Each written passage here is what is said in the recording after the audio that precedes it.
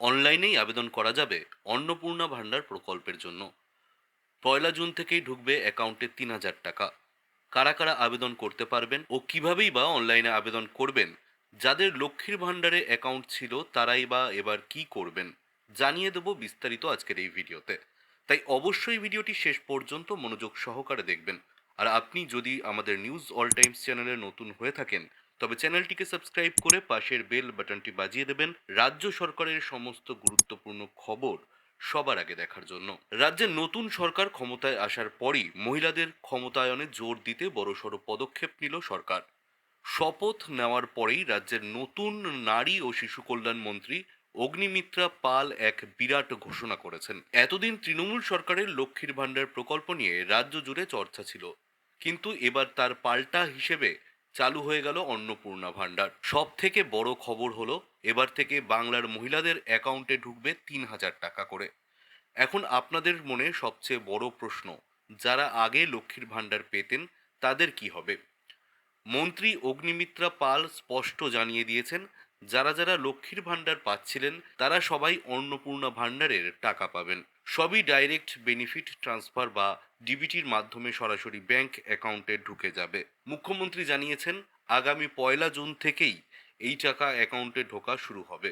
টাকা পাওয়ার আগে একটি অত্যন্ত গুরুত্বপূর্ণ খবর আপনাদের জেনে রাখা দরকার। সরকার এবার একটি কড়া ভেরিফিকেশন বা অ্যানালিসিস করতে চলেছে।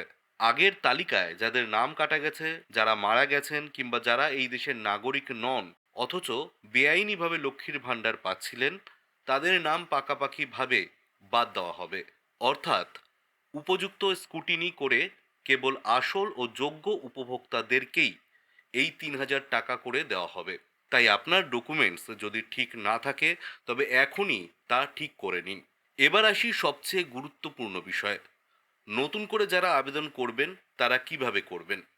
মন্ত্রী জানিয়েছেন, আগে যেমন দুয়ারে সরকার ক্যাম্পে গিয়ে লাইনে দিয়ে ফর্ম জমা দিতে হতো, এবার আর সেই ঝক্কি নেই। অন্নপূর্ণা ভাণ্ডারের জন্য এবার থেকে অনলাইনেই পোর্টালের মাধ্যমে আবেদন করতে হবে।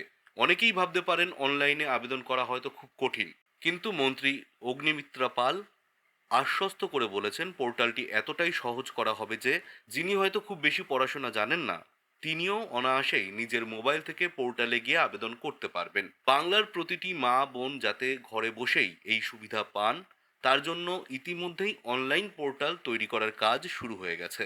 দর্শক বন্ধুরা, সরকারের এই অনলাইন পোর্টালটি চালু হলেই কিভাবে মোবাইল থেকে ধাপে ধাপে অন্নপূর্ণা ভাণ্ডারের জন্য আবেদন করবেন, তার সম্পূর্ণ লাইভ ভিডিও আমরা এই নিউজ অল টাইমস চ্যানেলেই আপনাদের জন্য নিয়ে আসব।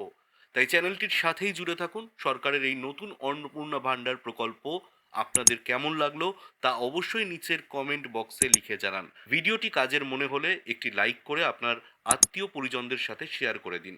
ভালো থাকবেন, সুস্থ থাকবেন। দেখছেন নিউজ অল টাইমস।